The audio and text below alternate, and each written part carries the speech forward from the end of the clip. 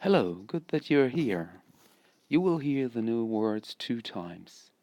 First time, just listen, and the second time, listen and speak with me. I go to school. I go to school. I'm in year 7. I'm in year 7. Favorite, favorite. Uniform, uniform. Place, place. At school, at school. Playground, playground. Game, game.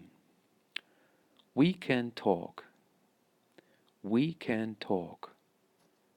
Cafeteria, cafeteria. Students can eat here, students can eat here. Food, food. Mrs., Mrs. Caretaker, caretaker. Classroom, classroom.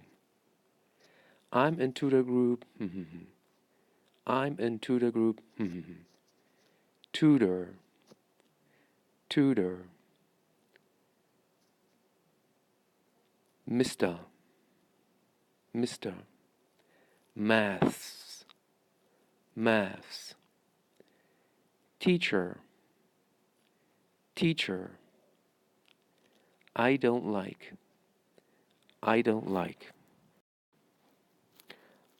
I go to school, school mit SCH. I'm in year 7. Year groß geschrieben. Favorite mit OU.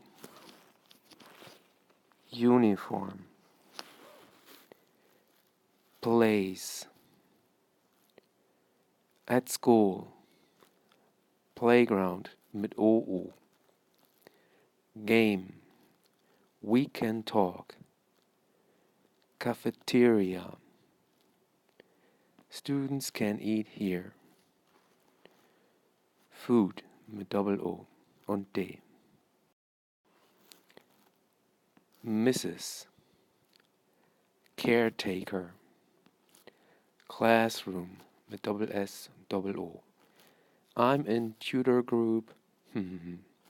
Tutor. Mr. Maths. Erstes T, dann das H. Teacher und I don't like. I go to school bedeutet, ich gehe zur Schule.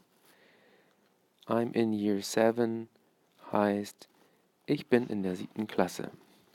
Favorite ist ähnlich wie im Deutschen Lieblings. Uniform wird genauso geschrieben wie im Deutschen, nur eben klein und heißt Uniform.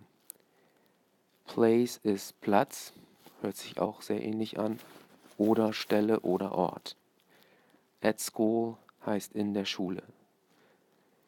Playground heißt Schulhof oder Pausenhof, aber auch Spielplatz. Game heißt Spiel. We can talk heißt wir können sprechen oder auch reden.